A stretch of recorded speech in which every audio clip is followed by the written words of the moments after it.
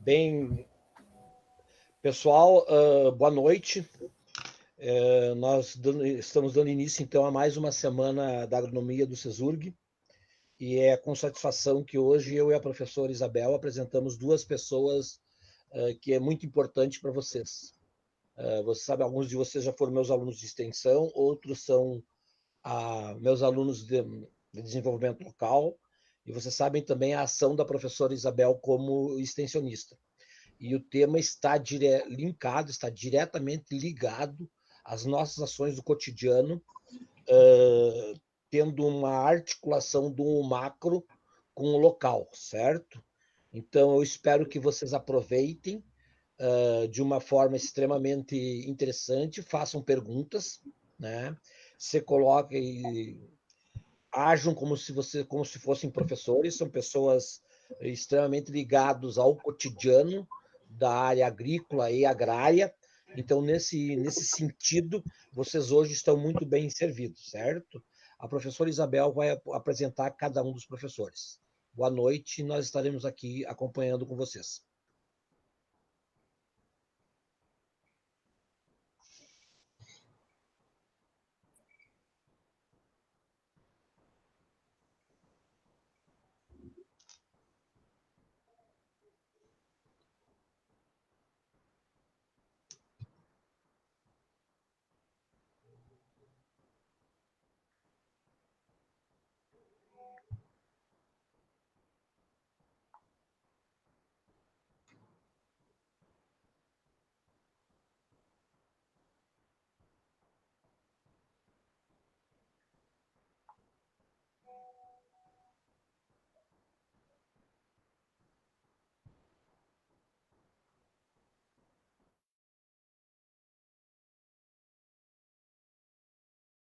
Conexão. Isabel, Posso falar? Desculpa, caiu a minha conexão aqui. Probleminha. Tá, mas agora tu pode apresentar os professores, então. Então tá, a gente tem entre nós dois profissionais da Companhia Nacional de Abastecimento, que, como o professor Cláudio já colocou, né, a importância da gente estar dialogando sobre as políticas públicas, né, eu tenho falado isso em todas as disciplinas, porque todas elas se relacionam, né, nós, como profissionais da agronomia, não somos só responsáveis pela produção, né, nós estamos inseridos em toda a cadeia produtiva, então é bem importante esse diálogo sobre o mercado de commodities públicas, né, da compra da agricultura familiar. Então, a gente tem hoje com a gente o Marisson de Mello Marinho, que é analista da Companhia Nacional de Abastecimento, nossa CONAB,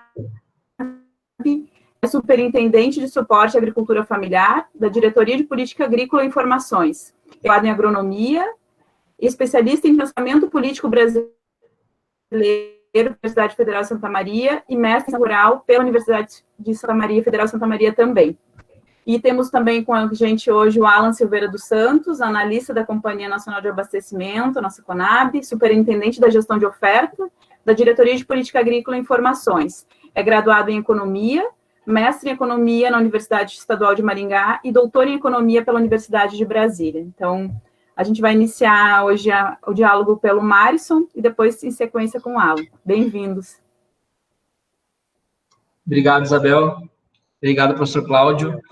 Eu chamo Isabel de Isabel porque ela é minha amiga, minha conhecida, né? A gente foi contemporânea na época da faculdade lá de Santa Maria.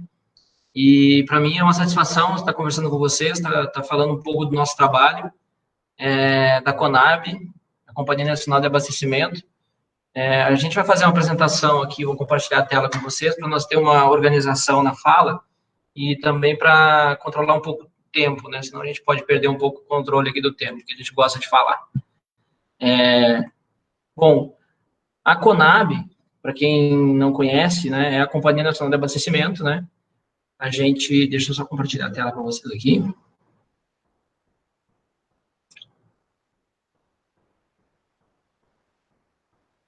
minutinho.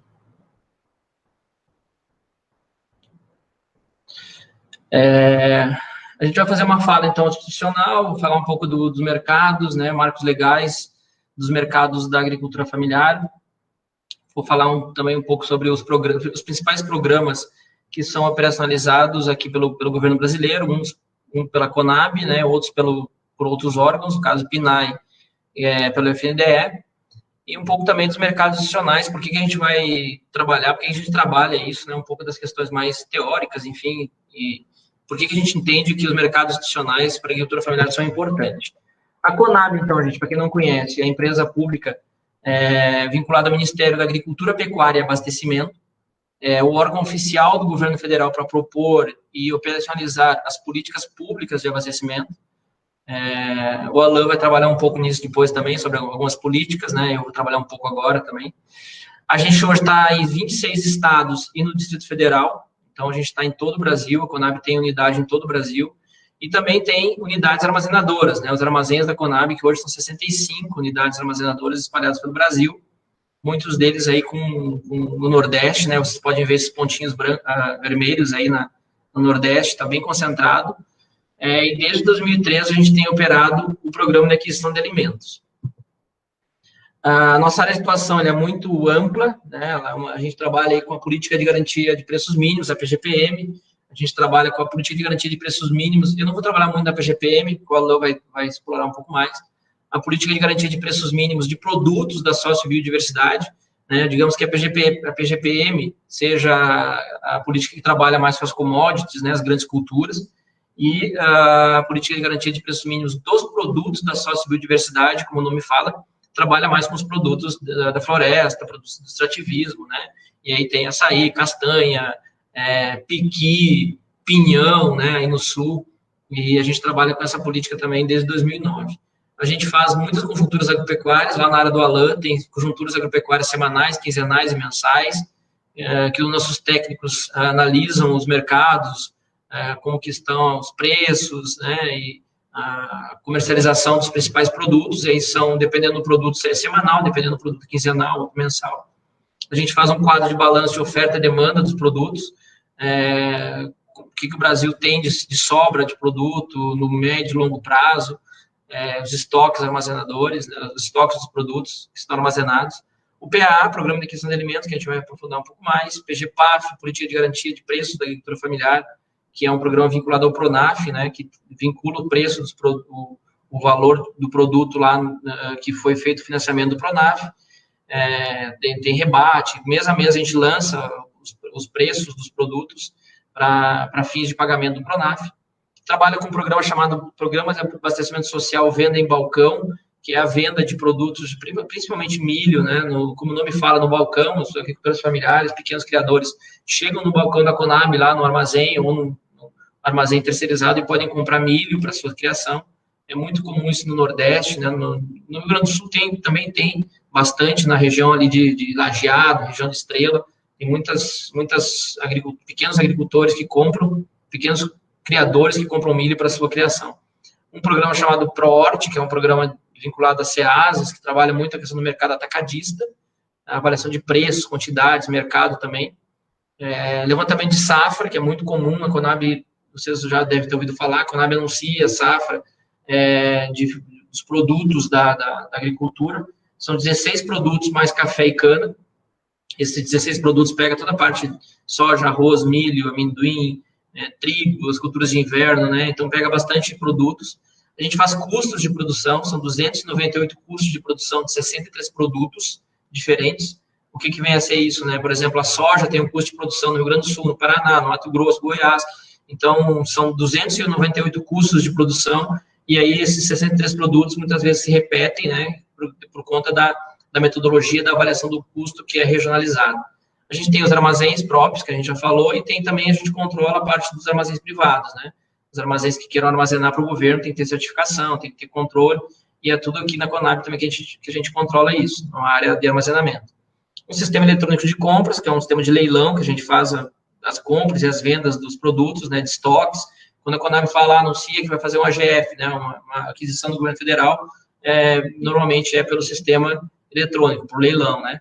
A gente faz controle de estoques públicos, como eu falei ali no item 4 da primeira coluna, do quadro de oferta e demanda, a gente faz o controle de alguns estoques públicos e privados, para ter um pouco de noção de como que está o abastecimento. E, por fim, fiscaliza. Tem uma área de fiscalização que está toda hora no campo, vendo se as políticas estão sendo bem executadas. Como você pode ver, é uma área de atuação muito ampla, né?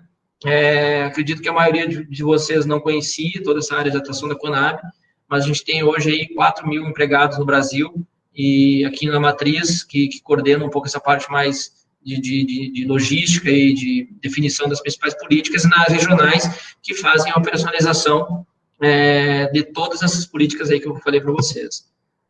Bom, um pouco de mercado, gente. Mercados, assim, a gente trabalha muito com mercado, aqui na Conab a gente fala bastante de mercado, mas as pessoas muitas vezes não sabem nem o que é mercado, né? Mercado pode ser, a gente tem 3 princípios, 3 conceitos básicos de mercado, que é um fenômeno localizado, né, aquela coisa assim do mercado, ali que a gente vai no mercadinho da esquina, né, que a gente faz que a gente vai comprar pão, vai comprar refrigerante, vai comprar mercado como lugar, né, como espaço físico. Tem uma relação, tem um mercado também que é definido como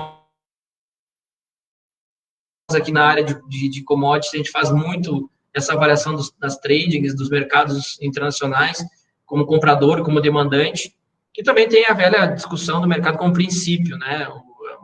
Uma visão um pouco ideologizada, mas que muito se vê no dia a dia, né, dentro da economia, que é uma economia liberal que a gente vive hoje em dia, né, que é a premissa do mercado, como o cara fala lá no mercado, né, no jornal, o mercado hoje amanheceu nervoso, né, amanheceu alegre.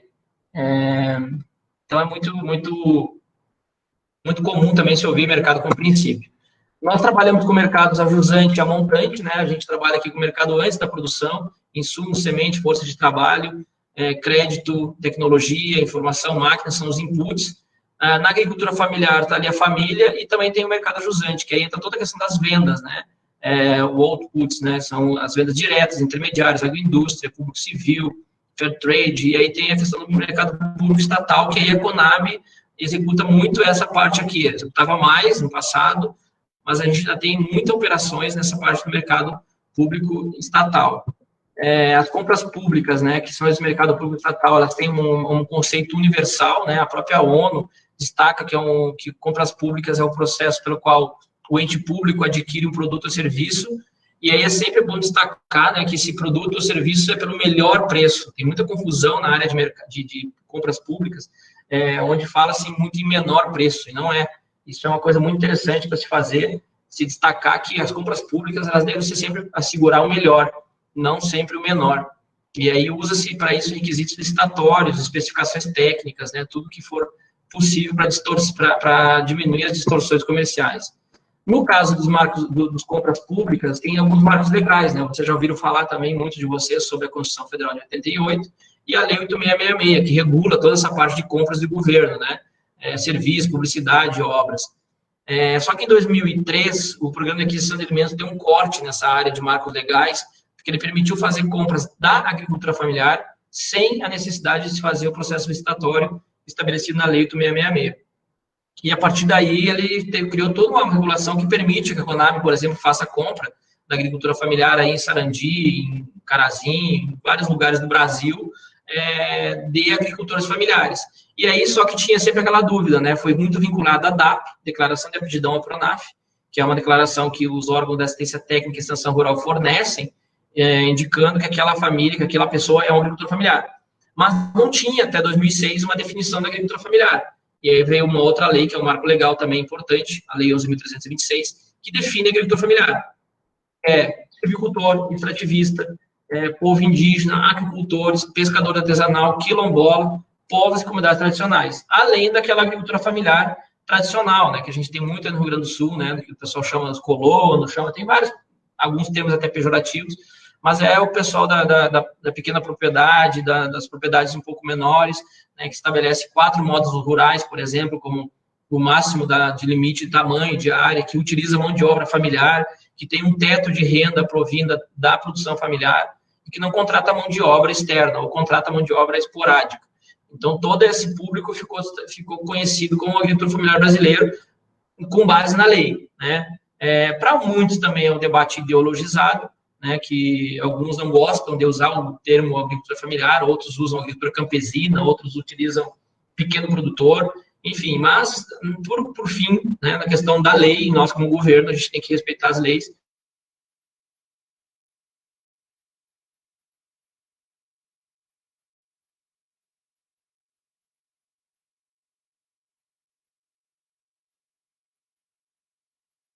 Subvenção, Pronaf, PGPM, PGPM-Bio, né, tem muita questão nessa área de crédito e subvenção.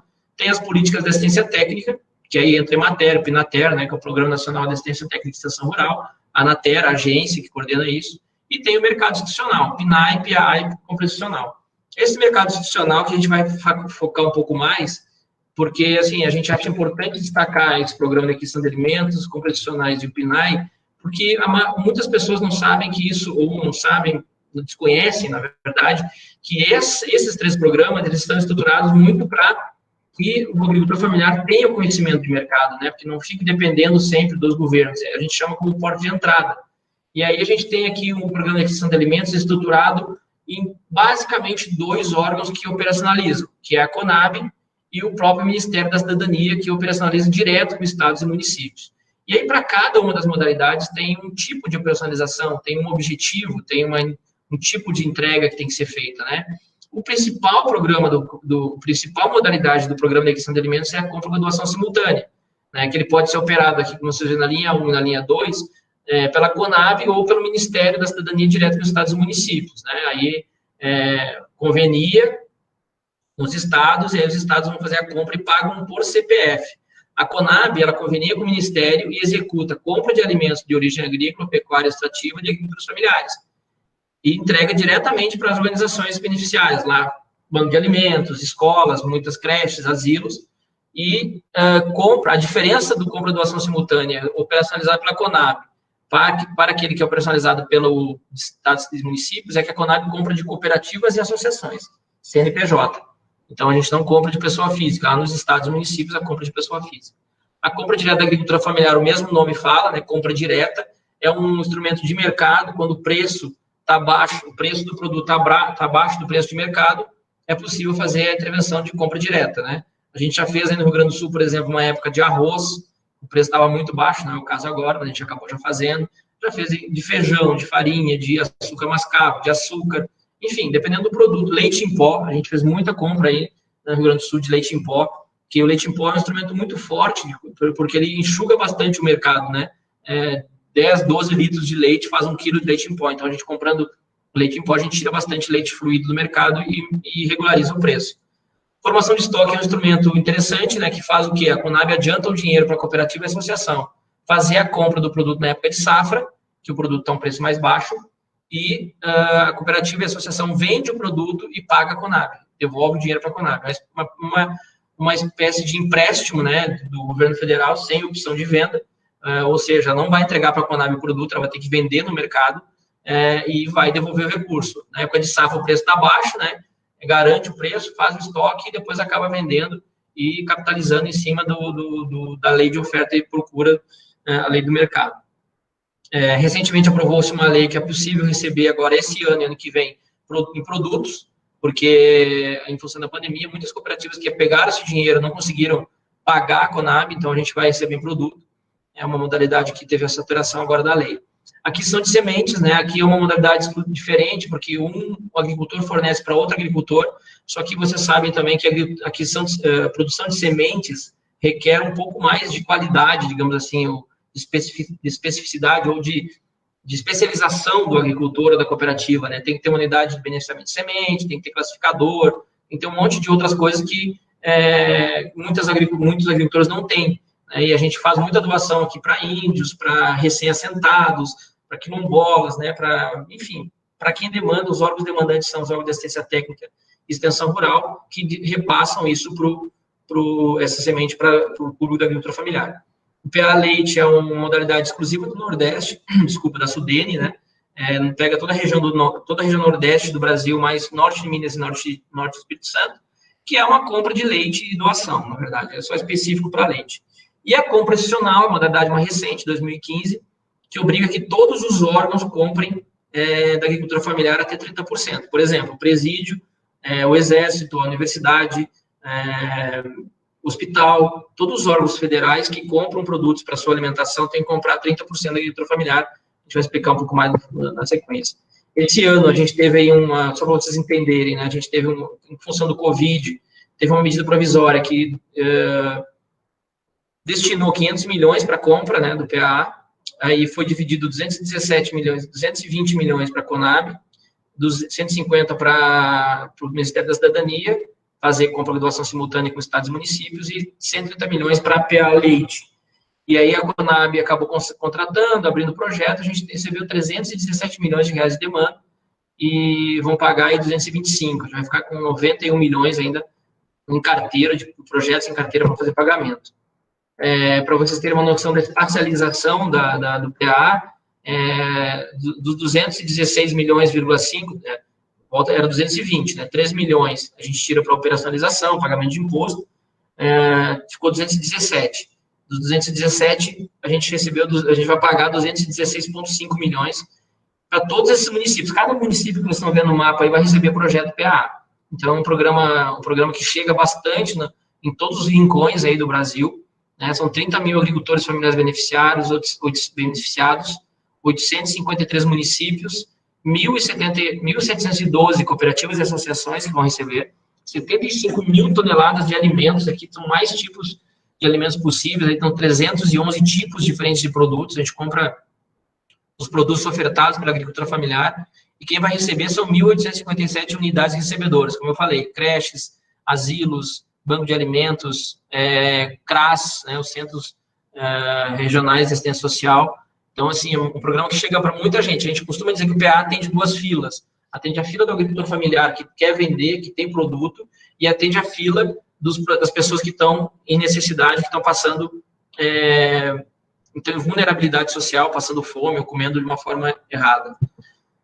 As compras institucionais é uma modalidade do PA, como eu falei para vocês, ele dispensa a licitação, faz chamada pública e o preço do mercado local, regional. Então, todos os órgãos que compram produtos, e aí eu vou dar o exemplo da universidade, que, por exemplo, tem que fazer a compra para a RU, né, para o restaurante universitário, ela tem que comprar no mínimo 30% da agricultura familiar. Institutos federais, presídios, as forças armadas, né, imagina o exército, a marinha, a aeronáutica, compram muito alimento para os militares, elas também têm que comprar 30% da agricultura familiar. Esse potencial de mercado aí, avaliado pelo Ministério da Cidadania, na época, Ministério do Desenvolvimento Social, é de 2,7 bilhões de reais. 2,7 bi é muito dinheiro que a agricultura familiar pode vender para o governo. É conhecido também, né, o Programa Nacional de Alimentação Escolar, que oferece alimentação escolar para as ações de educação alimentar e, enfim, fornece alimentos para as escolas. Em todas as etapas da educação, o governo federal repassa para os estados e municípios alguns valores, né, estabelecido por lei, é um fundo, né, que é o Fundo Nacional de Desenvolvimento da Educação, que é o FNDE que coordena isso, paga em 10 parcelas mensais e a cobertura para 200 dias letivos. Aí a lei estabelece lá em 2009 que 30% desses valores também deveriam ser pagos comprados, investidos na compra de produtos da agricultura familiar. Esse gráfico é um gráfico de execução, gente, aqui está 2017, não é porque a gente não quer passar os dados, é que os dados não foram lançados, o PNAE tem um delay, um atraso no lançamento, porque são 5.570 municípios que lançam as compras no sistema, e aí 2018, que geralmente é lançado em 2020, ele não foi lançado por conta da pandemia, vai ter um atraso de dados aí muito ruim para quem pesquisa, para quem estuda, mas é interessante vocês verem que tem um crescimento, né? Então, a cada ano que passa, as prefeituras, os estados têm comprado mais da agricultura familiar, chegou próximo dos 30% em 2017, e a expectativa é que nos próximos anos aí chegue a 30%. Tem municípios que compram 100% e tem municípios que compram 0%, né? Em muitos municípios, a gente cita sempre o exemplo do Rio de Janeiro, num seminário que nós estávamos, que o pessoal da prefeitura do Rio levantou a mão e disse, olha, o pessoal falou assim, ó, a gente tem 5 mil pontos de entregas no Rio de Janeiro. Qual cooperativa da agricultura familiar tem condição de entregar isso? Entregar nesses locais, né? Sendo que desses 5 mil pontos, muitos são em morros, em comunidades de difícil acesso. E aí, no caso do Rio de Janeiro e alguns municípios, eles terceirizam para empresas fazer a merenda escolar. Então, aí acaba não comprando da agricultura familiar. Por que tudo isso foi desenvolvido, né? Aquela primeira slide que eu falei para vocês lá das necessidades, enfim, das das definições de mercado, né, a agricultura familiar é muito vulnerável, né? Então, a gente cita 4 pontos que são fundamentais de se entender e de se justificar por que se tem que se potencializar os mercados institucionais para a agricultura familiar. O mercado institucional é um mercado certo, né? O governo tem o recurso, ele vai ter que comprar, o exército vai ter que comprar, a universidade, o hospital vai ter que comprar. Então, por que a gente tem que fornecer, potencializar esses mercados para a agricultura familiar? Muito pela questão da dependência e vulnerabilidade dos mercados, né? Dependência em respeito a contratos, tomador de preço, informação restrita. A maioria dos agricultores familiares ainda tem uma dificuldade de entendimento, as questões de como trabalhar com contrato, como são tomadores de preço, não conseguem definir preço. No caso do governo, a compra institucional, o mercado institucional acaba definindo um preço que considera-se justo, então é mais fácil de fazer a relação de compra e venda. E as informações são muito restritas, né? Por isso que tem essa dependência que a agricultura familiar acaba ficando muito dependente dessas questões para conseguir avançar em outros mercados, né? É muito vulnerável às distâncias, às capacidades de organização da oferta, os pequenos incidentes comercializáveis aonde, né? Imagina alguém que mora lá no confins de uma cidade, às vezes tem muita dificuldade de logística, e como que vai comercializar apenas nos mercadinhos, nas feiras, muitas vezes não consegue agregar renda o suficiente para sustentar a sua família. E muitas vezes também não tem capacidade de fazer estoques e regular a oferta. Então, fica muita oferta, oferta de produto naquele momento. E aí a compra institucional, os mercados institucionais acabam potencializando e dando essa oportunidade para os agricultores familiares. Tem as falhas de mercado que também são para todos, assimetria de informações, incerteza e risco, e os custos de transação para organizar, altos para organizar a sua oferta. Então, o agricultor familiar que não está numa cooperativa, que tenha uma visão de mercado, que não tenha uma discussão forte com o mercado, fica à mercê e não consegue fazer a sua renda, capitalizar e potencializar o seu processo produtivo. A infraestrutura precária, a gente já falou um pouco da logística, né, mas a gente sabe que muitas da agricultura familiar não tem estoque, não tem armazenamento para estoque, as embalagens de produtos muitas vezes também são precárias, né, e também volta a questão do transporte logístico. É bom que se diga que as compras da agricultura familiar, pelos mercados institucionais, não é que se compra qualquer coisa. Tem que ter as embalagens, tem que ter a regularização sanitária, né, os produtos têm que estar regulares, tem que ter nota fiscal. Então, tudo isso são questões que são importantes para a compra institucional e que potencializa. Na medida que o agricultor vende para a merenda escolar, vende para o PAA, estabelece rótulo, estabelece código de barra, estabelece outras questões que podem dar rastreabilidade, ele está apto a vender para o mercado privado, que é a grande alternativa, enfim, a porta de saída para esses agricultores familiares. E a capacidade de negociação reduzida, que volta, se o agricultor não tiver uma cooperativa de médio porte que consiga fazer debates, não vai ter capacidade, porque não tem quantidade, o tipo de produção é muito pulverizado, né? O agricultor familiar tem muitos tipos de produtos, não é um agricultor especializado como o agricultor da commodity, e também tem muita dificuldade de entender essas informações de mercado, né? A gente tem visto muito isso nos dias atuais, né? A gente teve uma pandemia, está vivendo uma pandemia que lá em abril, quando teve a parte de isolamento social, que reduziu a mobilidade social, muitos agricultores não tinham informações, acabaram perdendo muito produto, não conseguiram fazer venda, e a gente tem que aprender cada vez com isso. O mercado institucional, ele potencializa o conhecimento dessa dinâmica de mercado. Vai resolver todos os problemas? Não. A gente sempre volta a dizer, os mercados institucionais de agricultura familiar é a porta de entrada. Depois disso, que ele vai ter condição, de repente, de dialogar com um grupo de mercado, um grupo de mercados, as redes locais de comercialização e tudo mais. Bom, ali cortou meu e-mail, não sei porquê, mas está aqui, marison.marinho@conab.gov.br. Aqui a gente traz as redes sociais que a Conab está, fica à disposição de vocês para fazer algum esclarecimento, né? E as redes sociais da Conab trazem as informações quando a gente está fazendo algum edital de contratação de projetos, safras, né? Quando a gente faz os nossos debates, webinários, enfim, você seguindo essas redes sociais aí no LinkedIn, Facebook, Instagram, Twitter, YouTube, tem o Cast Conab no Spotify, tem e o próprio site da Conab também tem informações. A gente fica muito agradecido pelo espaço e fica à disposição para fazer os debates e esclarecer as dúvidas que se achar necessário. Muito obrigada pela explanação, Marisson. Agradecemos muito. É muito importante ter essa dimensão, né, do que abarca, da dimensão da ação da Conab no Brasil. Entendemos que muitos dos nossos estudantes, às vezes, não têm essa dimensão, né, e como são profissionais do agro, podem observar que tem um campo de atuação profissional muito grande. Vamos passar, então, para o Alain. Obrigada, Alain. Vai nos falar sobre o mercado de commodities. Boa noite, é um prazer estar aqui com vocês. Boa noite, Mário, um colega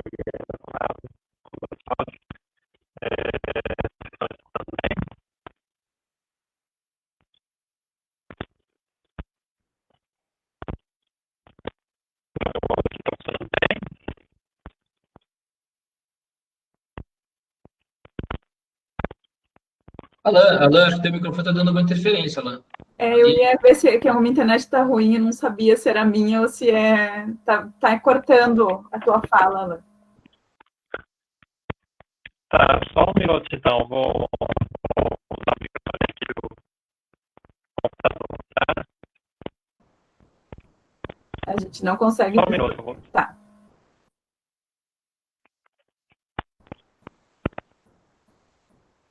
Pessoal que está nos assistindo pode fazer perguntas, questionamentos aí pelo chat do Facebook.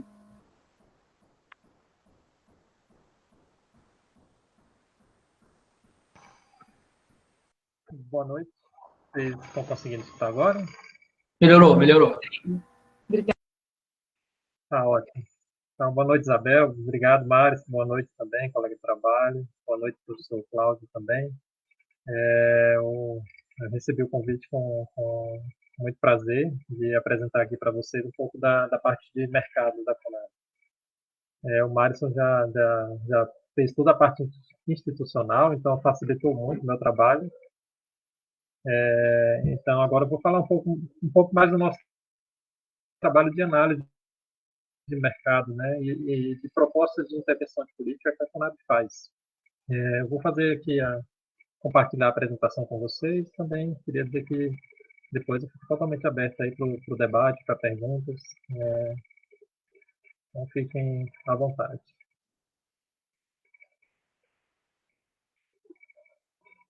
Estão conseguindo enxergar? Ainda não. Agora sim. Tá ótimo. Está um pouquinho de delay aqui na internet. Então, a gente vai falar um pouco sobre o mercado de commodities, né? Foi o convite que a gente fez para que vocês nos fizeram para falar. Então, falar um pouco das políticas que a Conab executa no âmbito da PGPM e também como que a gente faz esse trabalho de análise de mercado na Conab, né? E por qual motivo. Bom, antes de entrar na parte de análise de mercado em si, a Superintendência de Gestão da Oferta, que da Diretoria de Política Agrícola da Conab, ela trata de um grande tema aí, que é a política de garantia de preços mínimos. Contextualizando, né, o Brasil nem sempre foi autossuficiente em produtos, em produtos agrícolas, né? Hoje a gente tem um excedente exportável aí, que é a diferença entre a produção total, que gira em torno de 270 milhões de toneladas, e o consumo, que gira em torno de 150 a 160 milhões de toneladas de grãos. Então, a gente tem aí um excedente exportável, que é a diferença entre a produção e consumo, e aproximadamente 110 milhões de toneladas de grãos para essa safra.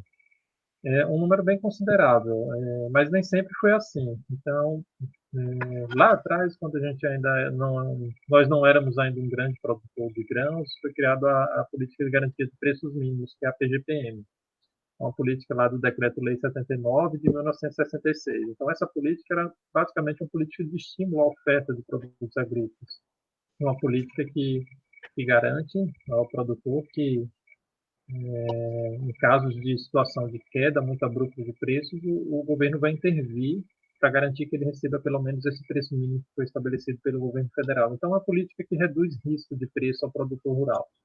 E essa política é executada na Conab, né? A Conab faz tanto a proposta do preço mínimo, que é o valor em si, que a Conab calcula, que a partir do custo de produção variável, encaminha para o Ministério da Agricultura, que, em conjunto com o Ministério da Economia, encaminha para o Conselho Monetário Nacional, e esse valor é divulgado para cada safra com antecedência mínima de 60 dias em relação à data de plantio. Então, por exemplo, produtor, vamos falar Rio Grande do Sul, produtor de trigo, produtor de arroz, 60 dias antes da colheita, ele sabe qual é o preço mínimo de garantia do governo federal. Isso quer dizer o seguinte: ele consegue saber o quanto que ele vai ser remunerado. Então, ele consegue planejar a sua produção de acordo com aquele patamar mínimo de remuneração que ele vai ter. Então, o objetivo da PGPM é esse: diminuir o risco de preço ao produtor rural. É uma política bem antiga e que estimulou a oferta aí do Brasil, e se hoje o Brasil tem esses 110 milhões de toneladas produzidas a mais do que ele consome, em parte em função da PGPM. Na pauta tradicional da PGPM, nós temos 16 produtos, então aí a gente vai de algodão, café, milho, trigo, soja, leite, arroz, uva, por aí vai. E a gente tem também mais 16 produtos da pauta da biodiversidade, né, que é uma política mais recente. E aí são produtos regionais, o Márcio já falou algo, mas são produtos tipo açaí, mandiroba, cacau extrativo, jussara, são produtos extrativos. Então, a PGPM hoje comporta tanto esse público mais voltado para o agronegócio, mas também tem esse público da sociobiodiversidade. São políticas complementares com o PA, né, que aí já tem um foco em produtos diferenciados. Então, é um conjunto de políticas, né? E a PGPM, ela se insere em uma delas para garantir esse preço mínimo aí ao produtor rural. Basicamente, a PGPM atua por via de alguns instrumentos. Tem os instrumentos mais tradicionais, que são a aquisição do governo federal, o famoso AGF. O AGF foi o principal instrumento aí de política pública até meados dos anos 90. Depois foi criado os instrumentos de equalização, que são PEP e PEP, que basicamente o governo paga a diferença entre o preço mínimo e o preço que o produtor rural vendeu o seu produto no mercado. O mercado, assim, o Márcio já explicou bem, mercado de uma forma mais ampla, né? Então, via de regra, todos os instrumentos vão visar essa garantia do preço mínimo, e é uma política muito atuante, né? Se você olha nesse contexto atual, que a gente vê o preço da maioria dos produtos agrícolas em patamares muito elevados, você pega arroz, vou focar na produção local. Então, a gente tem arroz, soja, milho, com preços recordes nos últimos anos. A gente não entende, tão cedo não vai ser aplicada essa política, mas particularmente no Rio Grande do Sul, por exemplo, em 2018 houve aquisição de arroz, houve políticas de equalização de preços para o arroz também. 2017 teve política da PGPM para o trigo. 2014 também teve o amparo do trigo. 2011 teve arroz. Então, é uma política conjuntural, que nem sempre vai ser exercida, vai ser utilizada, mas em situações onde o preço está muito baixo, ela sim utilizada, tem sido bem atuante nos produtos aí da pauta. E uma política grande, né? O orçamento para aquisições da PGPM gira em torno de 1,4 bilhão ao ano, e para subvenções entre 500 e 700 milhões, na média de 600 milhões aí ao ano. Então, é uma política que tem um orçamento considerável, mas que só é utilizada quando o preço está abaixo do mínimo. Por exemplo, esse ano não teve nenhum produto que o preço tenha caído abaixo do mínimo, então é uma espécie de seguro, um seguro de preço para o produtor rural. Esse ano o produtor não precisou utilizar esse seguro, que de certa forma é interessante para todos, né? Tanto para o governo, que não precisou desembolsar, e então é interessante também para o produtor que está tendo uma remuneração adequada para a atividade. Então, para a Conab se inserir nesse mercado, né, a gente não só executa a política de preços mínimos, a gente também faz o acompanhamento de mercado e a proposta de intervenção. E dentro desse acompanhamento de mercado, se vocês entrarem no site da Conab, vocês vão ver que semanalmente a gente faz conjunturas de 7 produtos, que é algodão, arroz, café, feijão, milho, soja e trigo. Então, quem estiver interessado em saber como que está o mercado de cada um desses produtos, a Conab disponibiliza o material que vai basicamente, vou falar à frente, mas a gente basicamente faz um acompanhamento dos preços, um acompanhamento de tendência de preços, um acompanhamento da situação da oferta, da demanda. Então, é o órgão aí do Ministério da Agricultura, a Conab, que faz esse acompanhamento sistemático dos produtos. Até porque a gente tem como missão na Conab a regularidade do abastecimento, e para isso a gente precisa acompanhar o quadro de oferta e demanda, e também a execução da PGPM. Então, para isso a gente precisa acompanhar o preço dos produtos agrícolas. Então, a gente faz toda essa análise. Então, aqui é um exercício só da nossa conjuntura semanal. Queria destacar aqui a Conab, além de fazer análise, ela também origina dados. Então, a Conab tem centenas de séries de preços de produtos agrícolas, tanto no preço pago ao produtor, preço no atacado, de produtos já para o consumidor final. A Conab também faz o acompanhamento de preço no varejo. Então, a Conab, com dados próprios, ela faz esse acompanhamento de preços. Aqui é um exemplo, né, já está um pouco defasado esse quadro da soja. Se a gente for pegar essa situação hoje, o preço da soja está mais de R$150, mas a gente faz esse acompanhamento semanal. Então, por exemplo, a situação do arroz esse ano, desde abril que a Conab fazia o acompanhamento da situação do arroz. Então, já nos primeiros meses da colheita, a gente já via que o preço estava seguindo uma trajetória diferenciada em relação aos últimos anos. E isso em função dos fundamentos de oferta e demanda para o produto. Então, a Conab tem esse papel de se antecipar a movimentos de mercado também e dar esse suporte governamental para esses movimentos. Então, basicamente, o que a gente olha? A gente olha preço, a evolução do preço nos últimos anos, né? Tanto nos 12 meses, semana anterior, semana atual, variação anual. Nós analisamos também preços internacionais dos produtos. Então, a gente acompanha o preço internacional da soja, do milho, do arroz, né, e qual o impacto disso. A gente faz estudos para verificar qual a correlação entre esse preço e o preço nacional. A gente calcula as paridades de exportação dos produtos, as paridades de importação nós calculamos também. Acompanhamos também o dólar, porque eu peço desculpa aí pelo barulho. Mas nós acompanhamos também o dólar, que todos nós sabemos é uma variável fundamental para entender o preço dos principais produtos agrícolas, principalmente as commodities. A gente tem commodities como soja e milho, que o preço hoje praticamente é ditado pelo mercado internacional.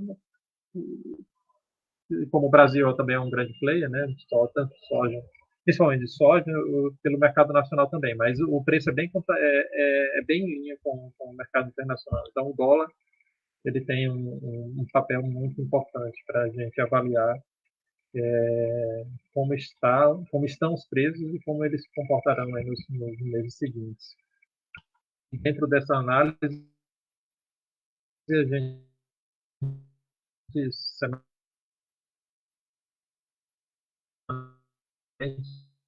gente identifica quais são os fatores chegar à análise em função da nossa capilaridade, né? O Márcio já explicou que a Conab está presente em todos os estados, então em todos os estados a gente tem representantes que conseguem nos passar também informações sobre os mercados de cada produto regionalmente. Então, isso também é algo que a gente consegue fazer, esse acompanhamento de mercado regionalmente em função da capilaridade da Conab.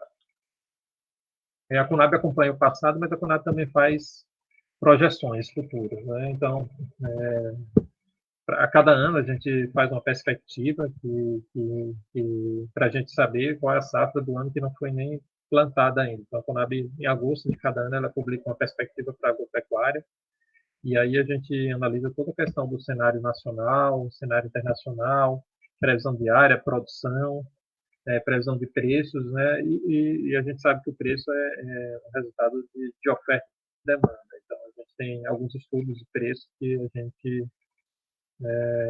faz com base em estatística. Então, a estatística, para quem vai trabalhar com análise de mercado, ter conhecimento em estatística, ter conhecimento de questões de economia também é algo muito importante. Mas o conhecimento também agronômico nos auxilia. Na nossa equipe a gente tem economistas, agrônomos, administradores, então é uma equipe bem interdisciplinar para entender bem o mercado de cada produto. Aqui é um quadro que a gente faz. Outra missão da Conab, como eu já falei, é a questão da regularidade do abastecimento. Então, a Conab aqui no Brasil é a instituição oficial que faz o quadro de balanço de oferta e demanda. A gente tem as formações de produção, que são informações que a própria Conab pesquisa campo, informações de importação e exportação, a gente tem do CSEX, mas a gente faz as previsões de importação e importação durante o ano, assim como previsão de consumo também de estoques. Então, se alguém precisar dessa informação de o quanto que a Conab deve exportar de algodão, ou de milho, ou de soja, ou de arroz no ano, acompanhando os boletins de grãos que a Conab solta mensalmente, a gente divulga esse número. Então, a gente tem tanto os valores realizados, mas a gente também faz uma previsão dessas variáveis para saber qual estoque daquele produto que o Brasil vai finalizar aquele ano safra ou ano civil, dependendo do produto. Então, esse quadro aqui faz com que a gente se antecipe a possíveis problemas de preços, né? De abastecimento, a gente hoje não tem um grande problema porque nós somos autossuficientes na maioria dos produtos. Mas a gente sabe que o preço pode subir muito, principalmente se tiver um cenário para o ano de exportações elevadas com quebra de produção. Então, a gente sabe que tem mercado internacional para essas principais culturas, o Brasil consegue importar, mas naturalmente tem um custo alto de preço se o estoque final for muito baixo, né? Então, o quadro de oferta e demanda é um quadro que a gente utiliza para verificar essa situação do abastecimento. E é um quadro também que te dá todos os fundamentos das variações de preço daquele produto, né? Justamente pela questão da oferta e demanda. Para quem não acompanha, a Conab também faz boletim da sócio-biodiversidade, então são produtos que têm muito menos informação de mercado, são produtos que têm mais dificuldade de você achar material, e a Conab faz esse boletim trimestral, então a gente considera que é um trabalho rico, porque mostra produtos muito regionais e traz informações que são difíceis de encontrar em outros, difíceis de encontrar de uma forma geral. Aqui são um pouco dos modelos que a gente faz, né? A gente precisa se antecipar enquanto órgão público, enquanto braço do Ministério da Agricultura. A gente precisa saber qual o caminho, a trajetória dos preços, então a gente tem investido também em modelos estatísticos, econométricos, para fazer previsões de preços, previsões de exportações, então a gente acompanha todas as séries aqui de preços e a gente consegue prever aí com certa acurácia o preço das principais commodities aí para os meses seguintes. É claro que com grau de erro, que qualquer modelo econômico vai ter, mas a gente consegue captar bem a tendência com base nessas informações de oferta e demanda de cada produto. Então, para quem vai trabalhar com análise de mercado, também essa importância de ter uma base estatística, eu acho que para quem está estudando vale a pena disponibilizar um pouco do tempo para isso, é importante para a análise. Aqui, previsão de exportações. Aqui, o PA, o Márcio já falou, o PGPM-Bio uma política para o extrativismo, né? Esse ano o orçamento deve ser em torno de 30 milhões, o orçamento executado, e aí se espalha pelo Brasil inteiro. Então, a gente tem uma série de produtos que vão ser beneficiados, produtos regionais. Então, essa outra parte da política aí que a Conab, aqui a Conab não faz só análise de mercado, a Conab também faz execução, assim como a PGPM. Bom, PGPM Bio, a gente fala aqui um pouco de informações. A gente tem produção aí extrativa espalhada no Brasil inteiro, então aqui é meio que um caminho da pedra para participar, então ele tem que ter cadastro, tem fiscalização. Para a maioria dessas culturas da PGPM Bio, a gente tem curso de produção também, se você quiser saber quanto é o curso de produção do açaí no Maranhão, a gente vai ter. A gente tem pesquisa de preço também desses produtos da biodiversidade e análise de mercado. Então, a gente acompanhar o mercado do produto é saber a informação de preço, de custo, né, rentabilidade e desafios. Então, é entender os canais de comercialização. É basicamente isso que a gente faz para a PGPM Bio também. Além disso, a gente tem outros produtos, a gente tem um resumo executivo semanal que a gente acompanha a cada semana todas as condições de lavoura no país inteiro, a gente acompanha a evolução da agricultura familiar, a evolução dos pagamentos da PGPM Bio, o desempenho de mercado de cada produto, a gente faz um release semanal também, aqui é mais e também a execução das políticas da Conab. E a gente internamente também tem uma pauta de discussão entre a matriz da Conab e todas as superintendências regionais, participa também dessas reuniões semanais com a Conab, o Banco Central, o Ministério da Agricultura, o Ministério da Economia, uma reunião de alinhamento que a Conab faz com outros ministérios, né? A Conab apresentando aí a situação de mercado dos produtos agrícolas, apresentando também o plano de desenvolvimento de safra e os estudos temáticos que a Conab faz. Então, de uma forma geral, essa área de gestão da oferta, análise de commodities, a gente trabalha com todos esses produtos. Então, aqui vai minha apresentação. Não sei se está bem. Só queria, então, ficar à disposição para perguntas, dúvidas e agradecer mais uma vez o convite da professora Isabel e também intermediado aí pelo Mário, nosso colega. Obrigado, pessoal. Muito obrigado, Alan, pela explanação também. Estou vendo aqui, pessoal, quem tem perguntas, dúvidas, a gente tem algumas dezenas de pessoas acompanhando a nossa live nesse momento. Vamos ver se mais alguém coloca. Mas eu tenho algumas perguntas, assim. Eu estava conversando com o Marisson, a gente dialogou um pouquinho a respeito do que aconteceu com o arroz, né? Essa talvez tenha um pouco de curiosidade, né? A gente está muito longe de onde se discute preço, entender um pouquinho do mercado externo, tá? Mas nós somos os produtores de arroz, como é que está faltando arroz, principalmente nós aqui na região sul, né? Somos produtores de arroz e cadê o arroz? Vocês podiam abordar um pouquinho disso, como é que chegou o que aconteceu, afinal, com o mercado, por que nós, né, o arroz aumentou tanto nas prateleiras, considerando que nós somos produtores de arroz, enfim, nós exportamos e ficamos sem o produto. Eu gostaria de começar com essa pergunta aí para vocês. Não sei se o professor Cláudio tem alguma pergunta também. Acho o seguinte, deixa eu ver aqui. Bem, eu queria fazer depois eu faço, porque... Bem, em primeiro lugar, eu gostaria de parabenizar os dois participantes, né? E eu gostaria de usar a palavra do Marisson para elogiá-lo e para chamar a atenção dos alunos, né? Eu sempre que começo uma sala de aula, eu discuto conceitos. Eu acho que numa graduação deve ser discutido conceitos. Então, Marisson, meus parabéns pela forma que você conduziu tua palestra e eu espero que os alunos vejam isso como que eles devem se comportarem amanhã, né?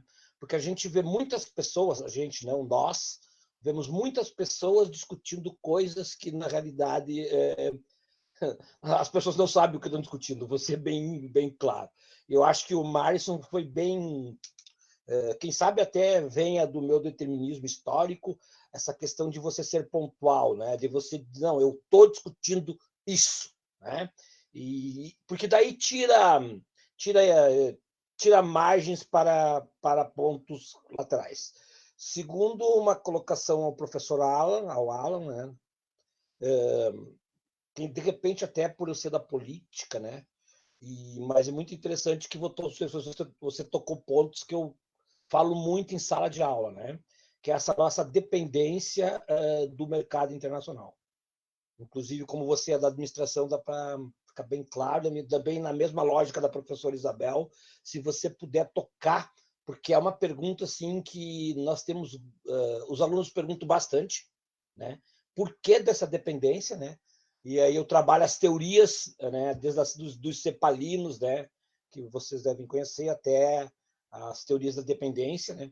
Porque são questões que quase que nos entravam o nosso desenvolvimento, né? Principalmente quando a gente trabalha com essa questão de produtos como soja e trigo. Mas, assim, mesmo na lógica da professora Isabel, eu achei muito boa. São pontos que nós tocamos em sala de aula, né? Evidente que às vezes não com a mesma profundidade, né? Mas também para os alunos reconhecerem que alguma coisa está sendo feita, né? Porque nós sempre temos aquela coisa no Brasil de dizer o seguinte: não, nós não fizemos nada, não, nós não fizemos nada. E também eu gostaria de elogiar o Alan pela questão de produção de dados, né, Alan? Porque eu sou um dos grandes críticos do Brasil que não produz dados, né? Eu trabalho com zoonoses, né? Mais especificamente, né? Então, tu pergunta, afinal de contas, quantos exames tem, quantos exames não tem, nós não temos dados, né? E aí eu parabenizo os dois técnicos da Conab, porque o Brasil precisa de dados, né? Se nós quisermos chegar a um planejamento, como o Alan colocou muito bem, se nós quisermos chegar a um planejamento, nós precisamos de dados. Mas é mais ou menos isso aí. Se na sequência a professora Isabel abrir alguma coisa, daí eu intervenho, certo? Mas, Alan, é mesmo nessa lógica aí que o Márcio também, essa questão de que essa é uma pergunta do cotidiano que nós temos que responder. Nós somos numa região de soja, você sabe muito bem disso, né? E agora, professor, vendo meu soja, não vendo? É a pergunta que vem à baila quase que em toda a aula, né? Desde a extensão rural, da sociologia, da antropologia que eu trabalhei, até o desenvolvimento local. Mas era isso, pessoal. Já estão perguntando como é que vai ficar o preço da soja, os alunos já querem saber para o próximo. Essa pergunta aí, eu sei que vocês não têm a bola de cristal, viu? Bom, se puder, se o Márcio concordar, posso começar falando pelo arroz aí, depois talvez um pouco da soja também. Por que, né, que o arroz chegou a esse patamar de preços esse ano? São alguns fatores, né? Primeiro, parece chover no molhado, mas a gente tem que falar do dólar. Infelizmente, o dólar é uma variável importante para a questão da precificação dos produtos internos. Então, a gente teve o cenário de pandemia, a gente sabe que o Brasil ainda é uma economia em desenvolvimento, e sendo uma economia em desenvolvimento, ela fica muito mais sujeita a choques internacionais. Então, em épocas de crise, como o Covid-19, o capital foge das economias em desenvolvimento e vai para as economias tradicionais, digamos assim, já desenvolvidas. Então, isso tem um impacto na nossa economia. Como é que a gente poderia mitigar esse impacto? A gente poderia, se a gente tivesse vários setores que compensassem, né? A cada centavo que subisse o dólar, a gente conseguisse exportar um produto que trouxesse divisa para o Brasil. Isso acontece no agro. No agro, isso foi o que aconteceu no caso do arroz, por exemplo, né? No arroz, o primeiro semestre aí de colheita, a gente já via que, apesar da colheita, o preço não cedia e as exportações foram recordes aí de março a junho, julho, de arroz. Então, exportou arroz no primeiro semestre.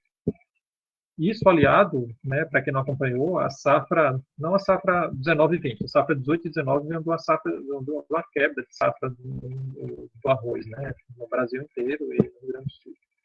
Então, a gente começou esse ano safra com estoques já baixos. Nós exportamos muito em função da conjuntura internacional, né, dessa crise do Covid e desvalorização do dólar. Os nossos principais parceiros comerciais aqui do Mercosul também exportaram muito para outros países. Então, Paraguai, que é um fornecedor tradicional e era cativo brasileiro, ele começou a diversificar os países para os quais ele exporta. Então, aliado a isso, a gente ainda teve o aumento do consumo de arroz dentro de casa, né, em função da pandemia. A gente A gente aumentou o consumo interno de arroz. Então, tudo isso gerou essa questão do preço do arroz. Então, safra não muito boa anterior, estoques de passagem um pouco menores em relação aos últimos anos, né? Se eu não me engano, foi o menor estoque de passagem que a gente divulgou lá no quadro de balanço de oferta dos últimos 5 anos. Dólar alto, exportações estimuladas, consumo interno em alta em função da pandemia. E aí, vários produtores de arroz que tinham condição de segurar o produto, houve um estímulo a segurar, porque realmente a oferta interna estava um pouco escassa esse ano. Então, a gente acompanhou mensalmente esse quadro de oferta e demanda de arroz, né, desde de abril, que a gente está com essa discussão em relação ao arroz, junto ao Ministério. Mas, assim, o problema, a gente já sabia que seria mais problemático agora setembro, outubro, né, que foi mais ou menos o que aconteceu. Então, em relação ao arroz, é isso. Em relação a essa dependência, né, o professor Cláudio aí citou a questão da CEPAL, os cepalinos, a gente tem a questão de Brasil ter se especializado em commodities aí nos últimos anos. E qual o problema da commodity? A commodity é um produto que vai ser igual aqui no Brasil, vai ser igual nos Estados Unidos, vai ser igual na China. Então, a soja, ela tem muito pouca diferenciação, assim como o milho, né, o minério de ferro. Então, sendo um produto basicamente homogêneo, então você tem essa questão de que o preço basicamente interno seria determinado pelo preço externo, mas um diferencial de frete a depender do mercado consumidor. Então, é essa questão, né? Por isso que a gente tem que agregar valor em tudo que a gente produz. Produzir commodity é bom, eu acho importante, é bom ter essa fonte de divisa, é bom ter um setor pujante, um setor que responde a uma desvalorização cambial, por exemplo, mas é bom a gente ter produtos também cativos, produtos especializados, né? Eu acho que esse é um desafio do Brasil, de ter produtos que não dependam tanto de um dólar, por exemplo, para se valorizar. Produtos que a gente consiga agregar valor. O setor agro, para as principais commodities, infelizmente a gente sabe que pela falta de diferenciação você não consegue ter muita barganha de preço, né? Você precisa diferenciar. Essa dependência, essa ligação do preço externo com o interno se dá em função disso, né? Então, são commodities. Commodities são negociados no mundo inteiro. Não sei se eu esqueci algum ponto. Acho que foi preço da soja. Questão A galera quer saber o preço da soja. Tá bom. Em relação ao preço da soja, se fosse seguir um curso natural, os modelos que a gente tem seria de diminuição do preço da soja nos próximos meses, em situações normais, né? Esse ano não é uma situação normal. No segundo semestre aqui, que a gente entra entre safra, você entra normalmente com a safra americana. Então, em teoria, os preços internacionais agora deveriam estar seguindo o movimento de queda.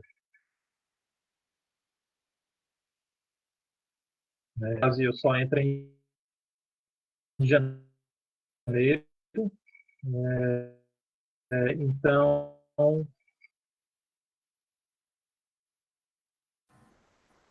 Tá cortando o teu áudio, Alan. o dólar não cede, então, muito pelo contrário, voltou ao normal? Agora sim. Tá. Então, não sei onde que cortou, mas a soja, a questão é a seguinte. O Brasil também está exportando praticamente o seu recorde, né? O recorde é um pouco mais de 83 milhões de toneladas. A gente já acredita que as exportações desse ano podem chegar a 83 milhões de toneladas. O consumo de soja está sustentado pela questão do biodiesel, né? A gente tem aumentado a proporção de soja, quer dizer, de biodiesel no diesel comum, né, na mistura. Né? Essa mistura atual era de 12%, em função da oferta restrita de soja caiu para 10% em setembro, outubro, e agora voltou para 11% em novembro. Então, a gente tem consumo aquecido, preços internacionais que deveriam estar em trajetória de queda em função da safra americana também não estão cedendo, e aí são fatores climáticos lá, principalmente. E a gente só tem soja agora em janeiro, né? Então, se fosse esperar um movimento de queda de preço na soja, esperaria que fosse ameno nos próximos meses, mas que se materializasse mais a partir da safra que vem, que começa a ser colhida em janeiro. Até lá, os preços não devem ceder muito, e aí vai depender um pouco do dólar também, precisando dessa ligação com os preços internacionais.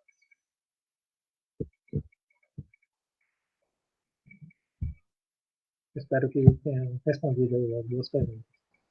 Só para contribuir também, Alan, assim, e falar para o professor Cláudio, assim, que essa questão teórica de mercado, na minha área que trabalha com agricultura familiar, ela é muito estigmatizada, né? Alguns pesquisadores, enfim, algumas organizações sociais, elas enxergam o mercado como algo do outro mundo, né? Como algo, primeiro, assim, muitas vezes capitalista, né? Que aí entra na questão ideologizada, e muitas vezes com algo que assusta, né? A agricultura familiar não se enxerga como parte do mercado, né?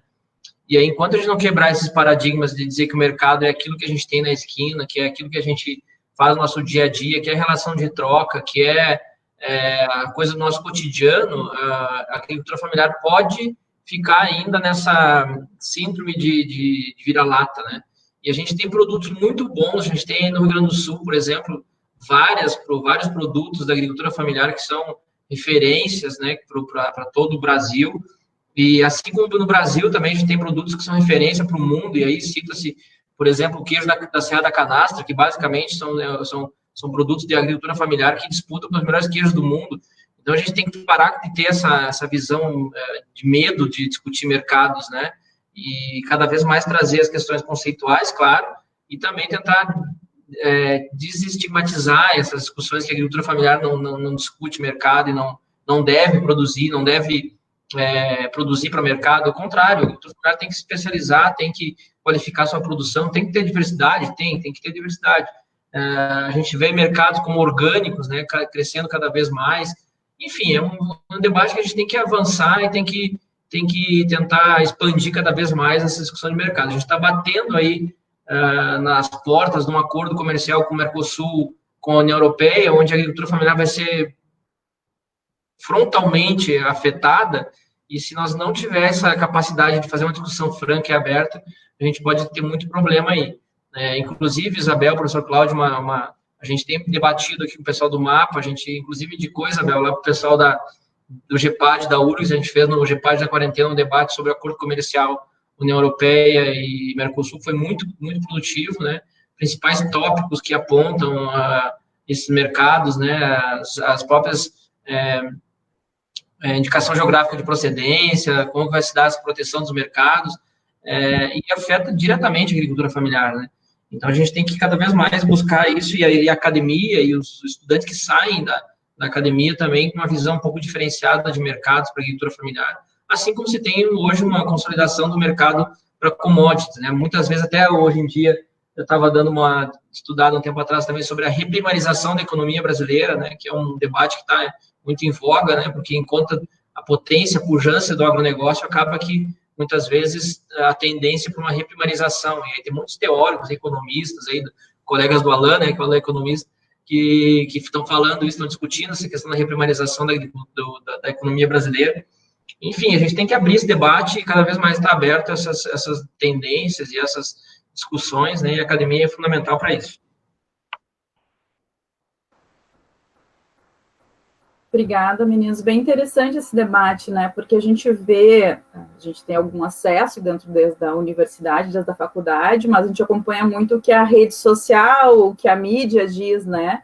Mas, de fato, o que acontece nesses acordos econômicos, compreender isso, né? Isso acaba ficando longe, passa longe do cotidiano, né? E acho que os nossos estudantes, né, do curso de agronomia, têm que ter noção disso, porque atuam no agro, vivem no agro, e muitos, nem todos, né?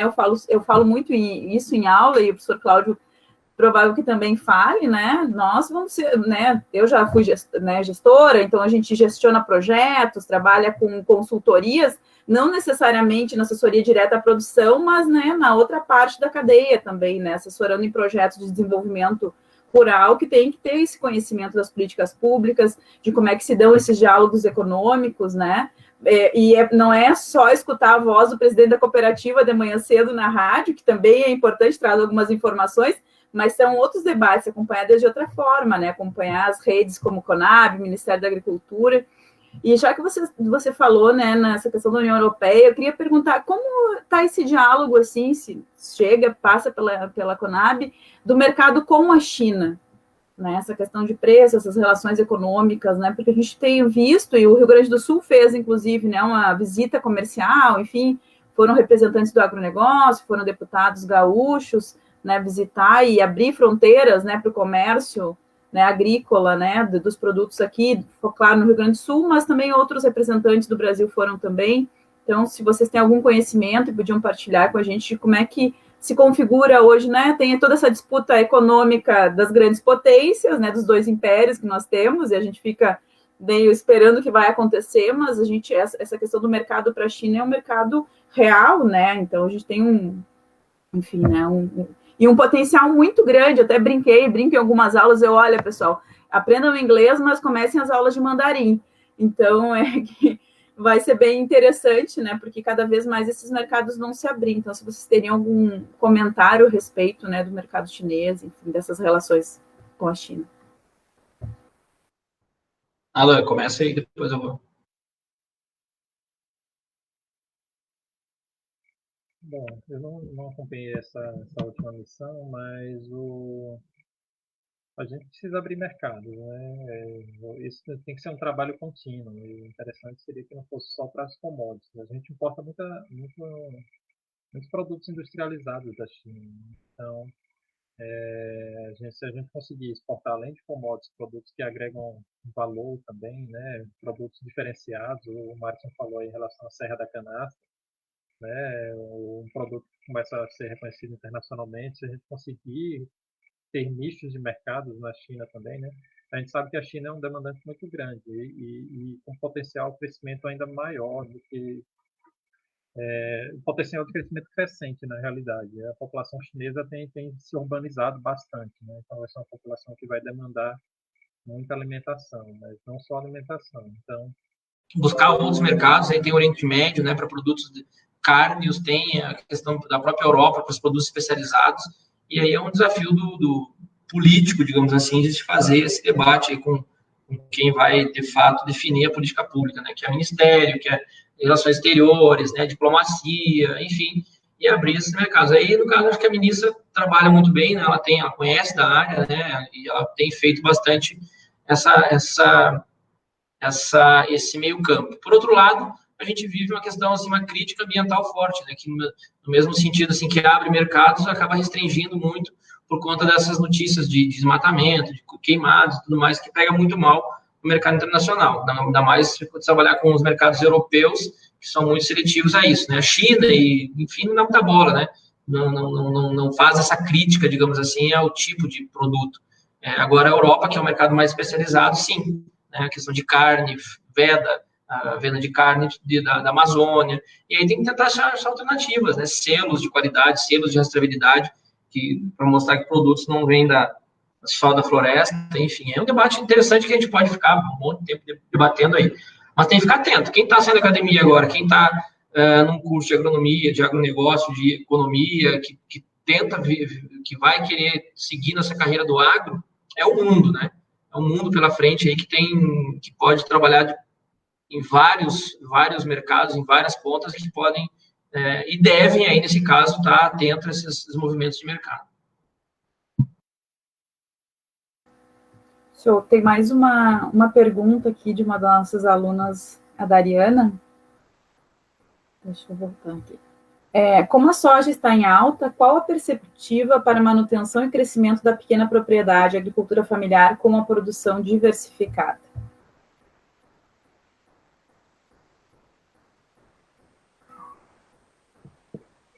bom, Começa, Léo?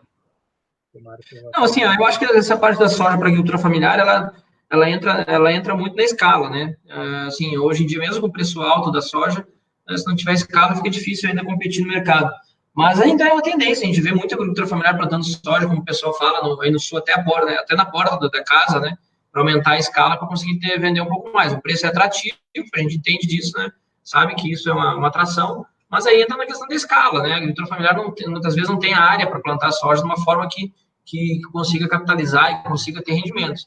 Por isso que existe essa dualidade, digamos assim, que a agricultura familiar é mais de diversificada a produção, né?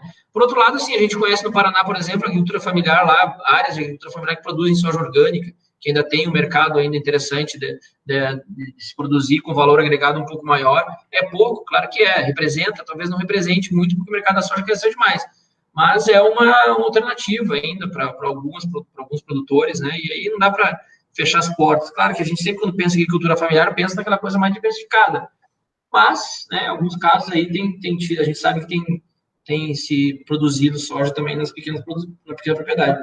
Mas aí entra uma questão muito grande que é a escala, né? Tem que avaliar muito bem, botar na ponta do lápis, né, para ver se vale a pena e custo, né? E benefício e custo, como diz o nosso diretor, né?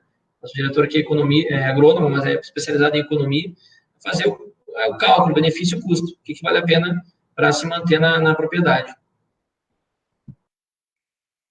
Eu acho que é isso, muito do que o Marisson falou, né? No fim das contas, pesa muito a questão da rentabilidade, né? Então, você tem de um lado uma cultura que te dá mais rentabilidade e outra que te dá uma rentabilidade um pouco menor, você acaba migrando, né, de cultura. Por isso que eu acho que são importantes políticas, né, para o setor. Eu acho que o PA é um programa maravilhoso. Assim, eu sou um entusiasta do PA, porque o PA, o Madison vai saber muito bem, né, tem a vantagem também de muito daquela produção local ficar naquele mercado. Então, você circula a economia regional, além de estimular essa manutenção da diversidade produtiva local.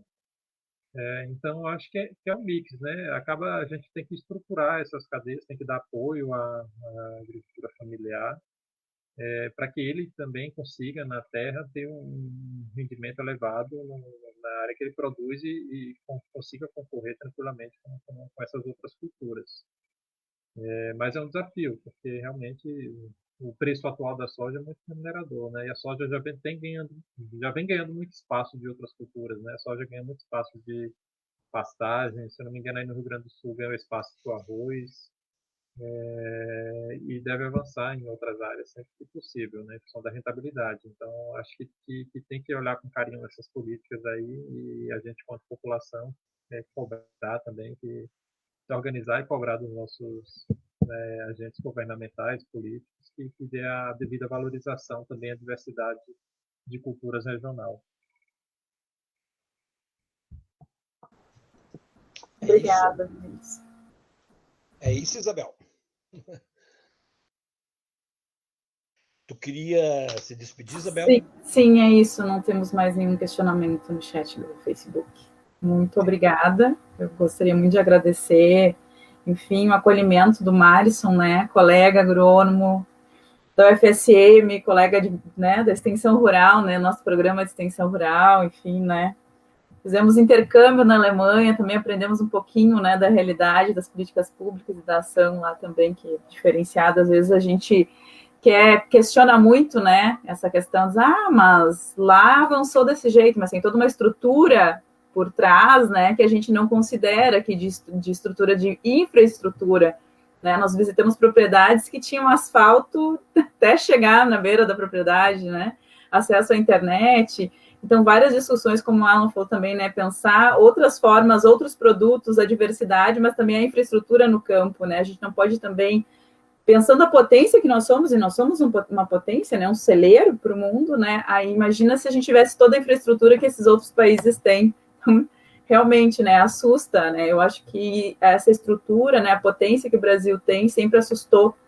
Infelizmente, a gente precisa pensar também em políticas públicas. Eu sempre falo isso em aula, né, porque, né, a base para a extensão rural, né, não adianta falar só na produção, né, se as famílias rurais não têm acesso à qualidade de vida, né, uma infraestrutura mínima, né, como é que eu escoo uma produção, né, como o próprio Márcio falou, como é que chega o alimento, né, lá naquela comunidade, né, aqui para nós tem dificuldades em alguns lugares, mas em outras regiões do Brasil não tem estrada, né, chega, né, o avião, chega o exército de barco para, né, para operacionalizar essas políticas públicas.